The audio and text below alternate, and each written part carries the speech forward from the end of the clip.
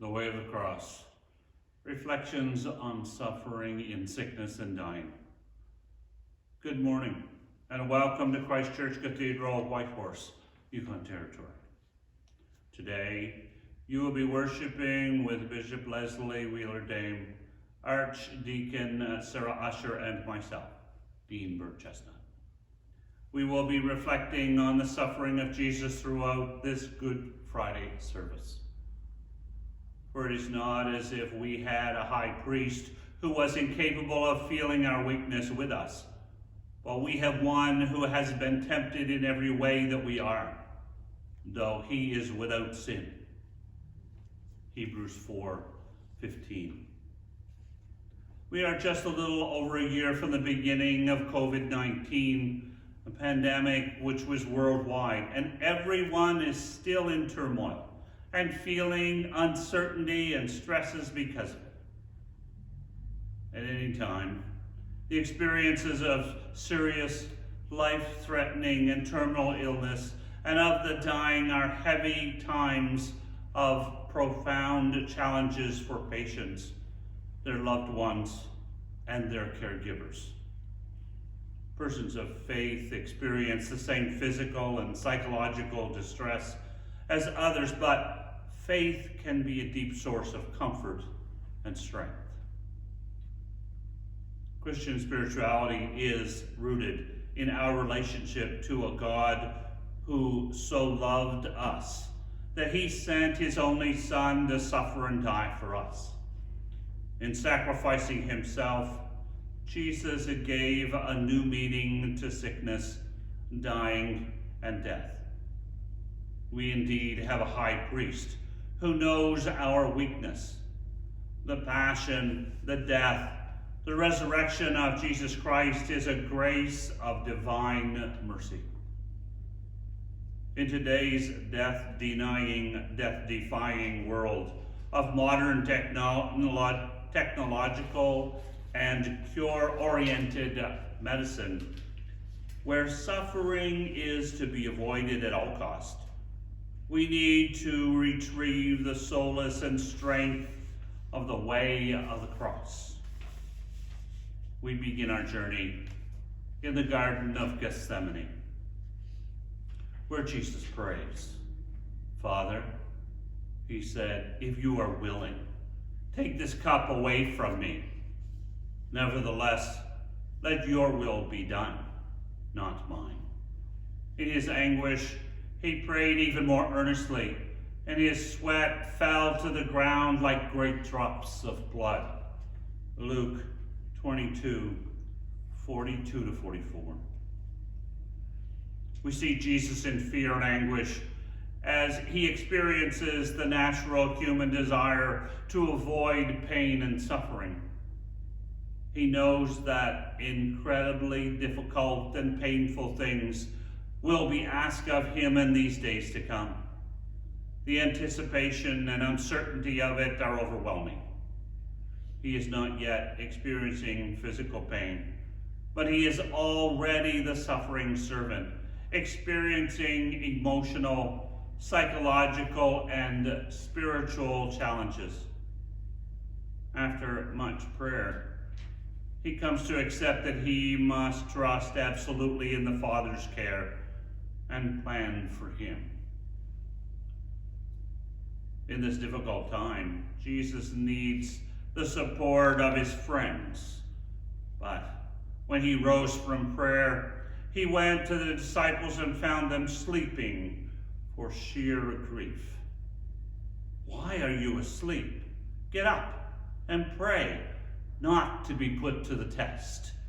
Luke 22:45-46. So, Jesus' final moments with his disciples are marked by terrifying isolation and even denial by Judas and Peter. Fear of abandonment in his time of need compounds his suffering. But trusting in the will of the Father, he sets out on the way to the cross. Reflection. How have you responded to your loved ones in their pain and suffering? Number one, Jesus is condemned to die. When morning came, all the chief priests and elders of the people met in council to bring about the death of Jesus. They had him bound and led him away to hand him over to Pilate, the governor. He ordered Jesus to be first scourged and then handed over to be crucified. Matthew 2:27, 1 and 26. Pilate acknowledges that Jesus is innocent, but he's still captured and condemned. The anticipation of painful things is now a reality. Jesus now surely experiences uncertainty regarding what scourging and crucifixion will require of him, and fear of dying. Physically constrained, he maintains a dignity and serenity and freely surrenders to what is to come. We too can be captured by the diagnosis of a life-altering or terminal medical condition.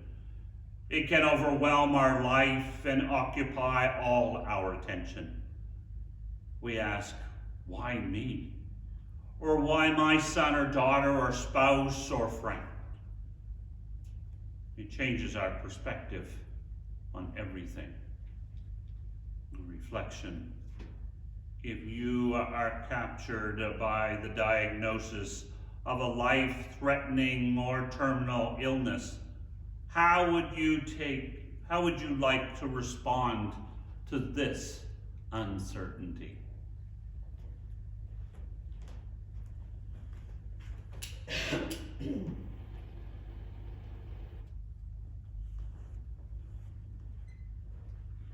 Jesus takes up his cross. Then they took charge of Jesus, and carrying his own cross, he went out of the city to a place of the skull, or as it was called in Hebrew, Golgotha. John 19:17. Since his baptism, the first miracle at Cana, and his declaration that the reading from the prophet Isaiah regarding the blind seeing, the opposed going free in the good news to the poor in the synagogue in Nazareth, has been fulfilled, Jesus has had a growing sense of who he is. He confidently calls God Abba, Father.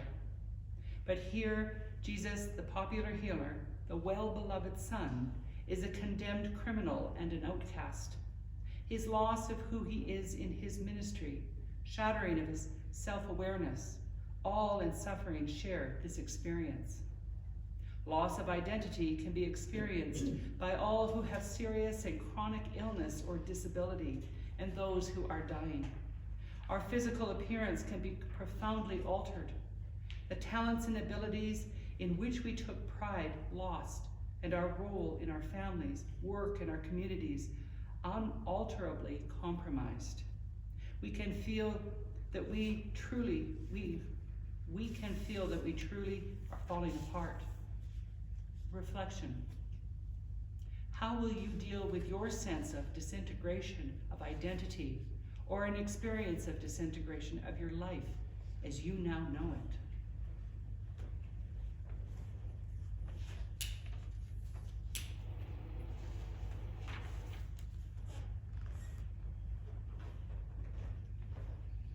While there is no scriptural basis for the three falls of Christ, tradition recognizes in the falls the threefold nature of human suffering: physical, psychological, and spiritual.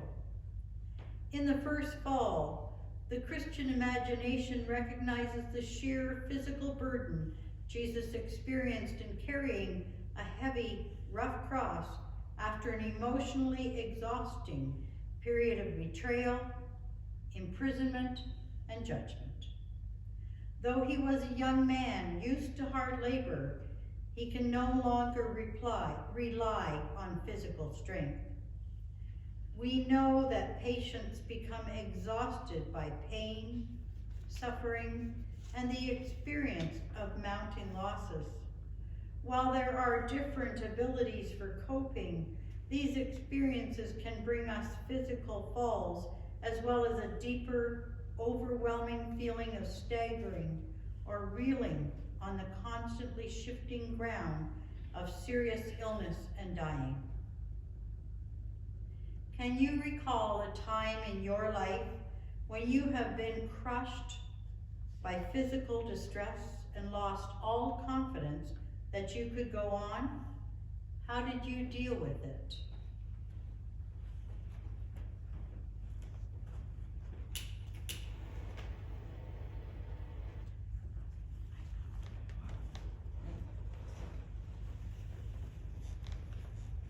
Jesus meets his mother. Seeing his mother and the disciple he loved standing near, Jesus said to his mother, "Woman, this is your son." Then to the disciple he said, "This is your mother."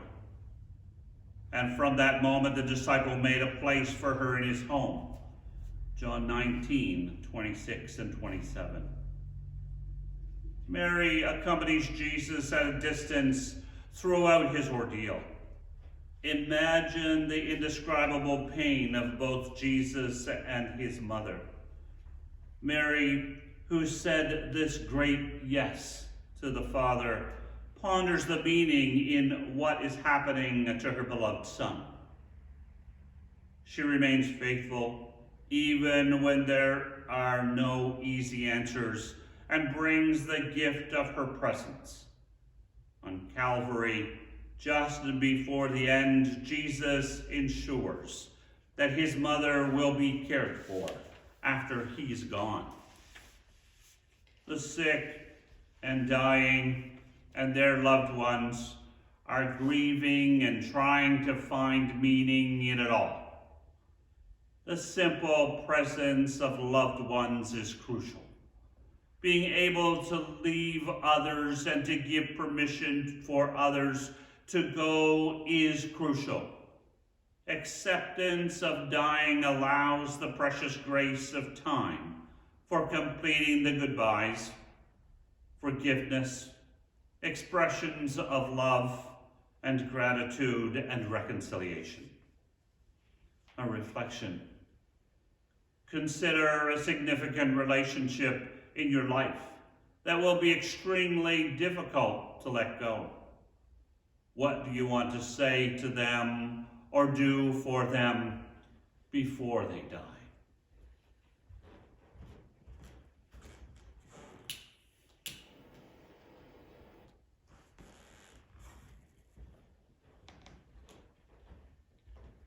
Simon of Cyrene helps Jesus to carry his cross.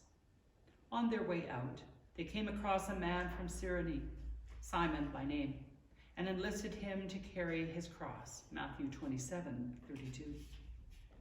The soldiers, recognizing the difficulty Jesus was experiencing in carrying the cross, enlist a passerby to help. Jesus becomes dependent on the help of another. Simon does not volunteer to assist the struggling Jesus, but is enlisted and forced to help. It is unclear how willingly or reluctantly he took up the cross of Christ. In our culture today, the loss of autonomy tends to be intolerable. Being free to choose and act as we desire is highly valued, and dependence is to be avoided at all cost. When circumstances force dependence on others, we experience it as being a burden. We are forced to recognize our human interdependence in all of life, but especially in serious illness and dying. We all need help and companionship in serious illness and in dying. Reflection. How would you feel if your autonomy was taken from you and you became totally dependent on someone else?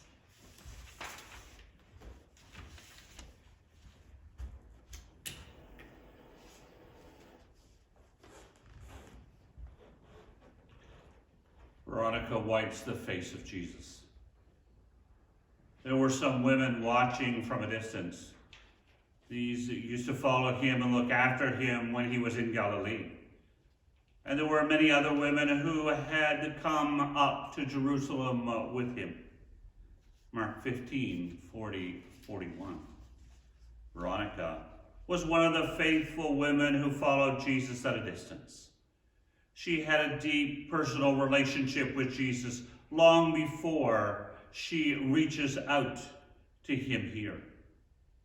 It is her relationship that enabled her to risk punishment in order to be a loving presence when he needed her compassionate care. Sometimes we look on the suffering and distress of loved ones and don't step up to offer help, even in small ways that matter.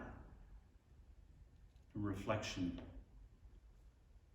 How can you deepen your personal relationship with Jesus? Does the suffering of Jesus help you to understand and respond to the suffering of others?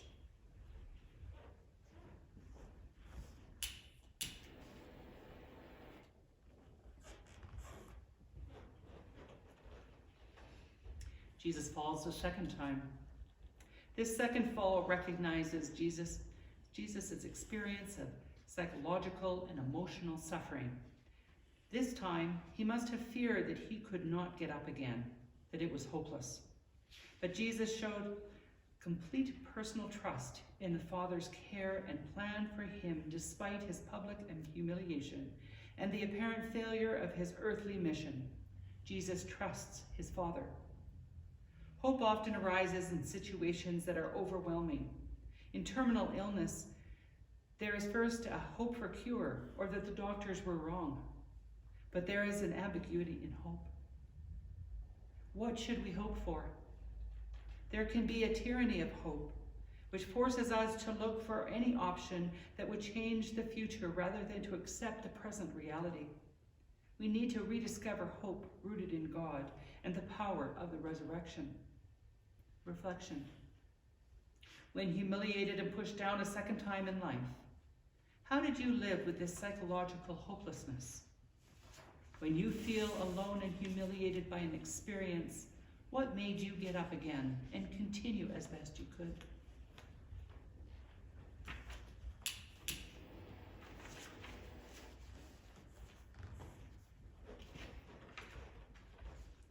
Jesus consoles the weeping women of Jerusalem. Large numbers of people followed him, and of women too, who mourned and lamented for him. But Jesus turned to them and said, "Daughters of Jerusalem, do not weep for me. Weep rather for yourselves and for your children." Luke 23, 27 and 28. Even in the midst of his agony, Jesus reaches out to others. He acknowledges the grief and pain of the women who have been faithful followers. And even nailed to the cross, at the very end, he recognizes and rewards the faith of the good thief.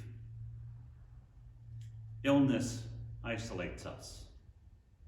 Physical symptoms and fear and depression can make us focused inward, obsessed with our painful experience, and incapable of caring relationships. Reflection. Do you try to open your heart and offer compassion to others, especially when your own life is not going well? In such circumstances, can you open your heart and express compassion to another?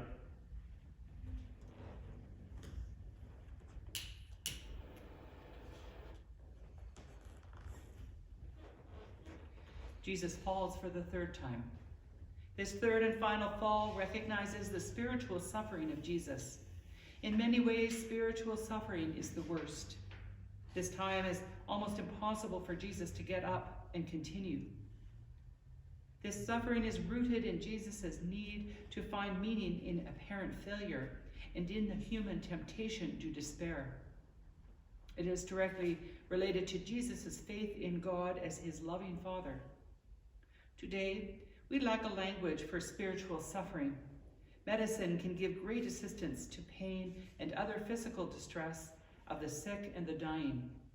There is no prescription for spiritual suffering. Finding meaning in the reality of pain and suffering is the most important challenge in dying.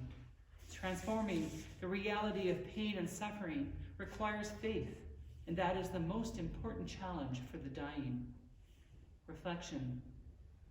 How do you live with suffering as a sacred challenge when you are tempted to give up and give in to despair?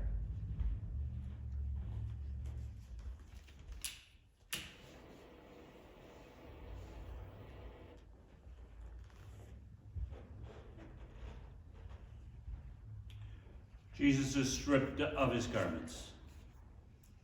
They dressed him up in purple, twisted some thorns into a crown and put it on him.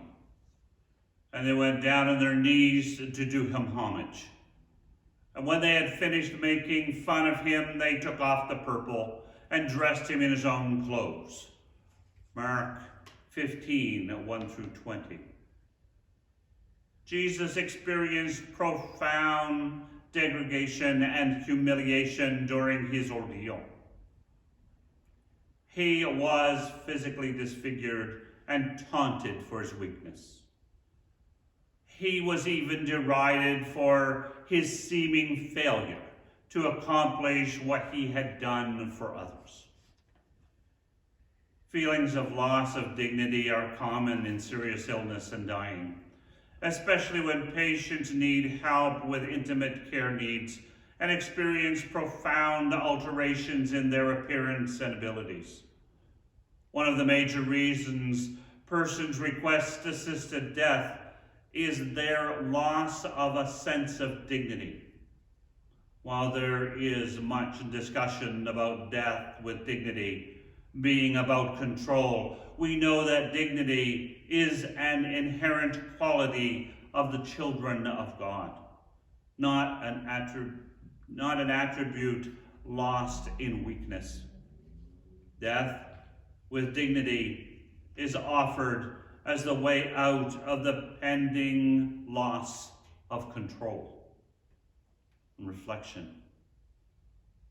When you see a loved one experiencing loss of dignity, what do you hope to say to the dying? When experience degradation of your own illness, how do you want your loved ones to treat you?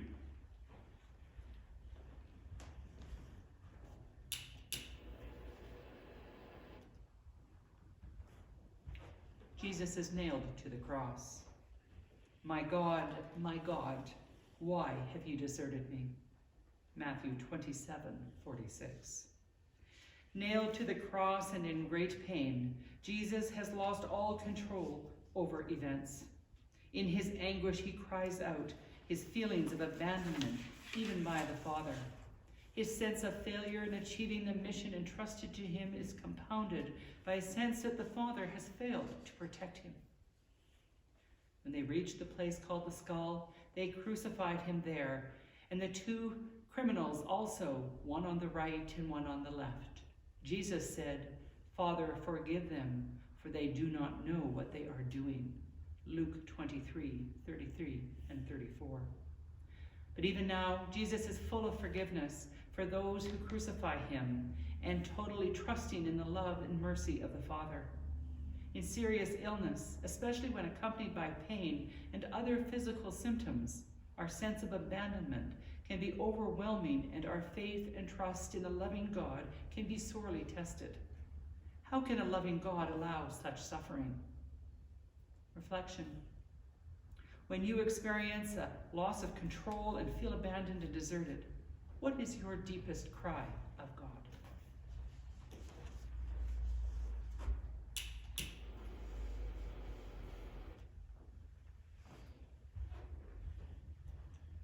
Jesus dies. Father, into your hands I commend my spirit. With these words, he breathed his last. Luke 23:46. In the Old Testament, Death is personified as an enemy. It is associated with descent into the ultimate darkness where there is no joy, no hope, and total isolation. As Jesus experiences death, he remains firm in his trust in the Father. He freely lays down his life for others because for him, death is not the enemy.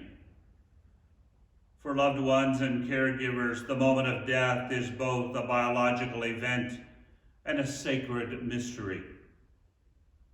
It is the finality of our life on earth. It can be terrifying for some and a moment of overwhelming peace and gratitude for others, even in the midst of sadness and loss. It's also a deeply personal and transformative act that ends earthly life and fulfills it, not just a passive event. Reflection. What in your personal life prepares you to face the final mystery of death?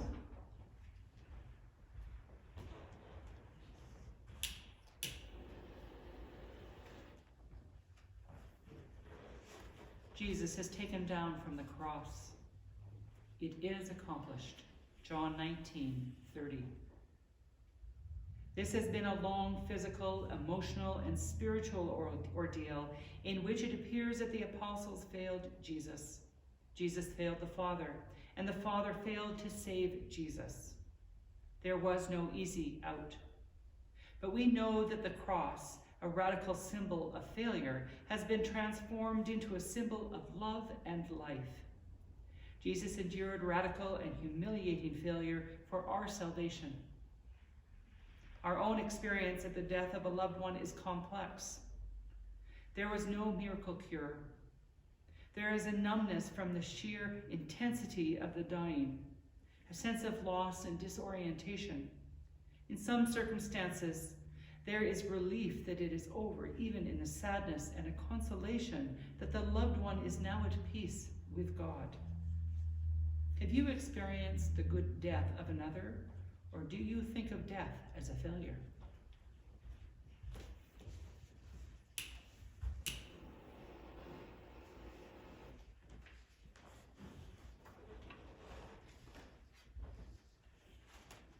Jesus is laid in the tomb. When it was evening, there came a rich man from Arimathea called Joseph, who had himself become a disciple of Jesus. The man went to Pilate and asked for the body of Jesus. Thereupon, Pilate ordered it to be handed over. So Joseph took the body, wrapped it in a clean shroud, and put it in his own new tomb, which he had hewn from a rock. He then rolled a large stone across the entrance of the tomb and went away. Matthew 27, 57 to 61. Jesus has died, but the grieving and the bereavement of his loved ones has just begun. The rituals of burial became extremely important to the followers of Jesus, not only to show their love and respect, but to help them come to grips with their loss. The rituals help carry the bereaved forward when they experience the paralysis of grief and loss, as do our own Christian rituals. We need to reflect on our wishes for after our death and convey them in wills and letters to loved ones. In our time, many have avoided rituals of death and burial, wanting to get it over with soon after death. Our faith and burial rites remind us that there is more to life than death. In reflection, do you believe this? What are your experience of funeral and burials? What do you want for yourself?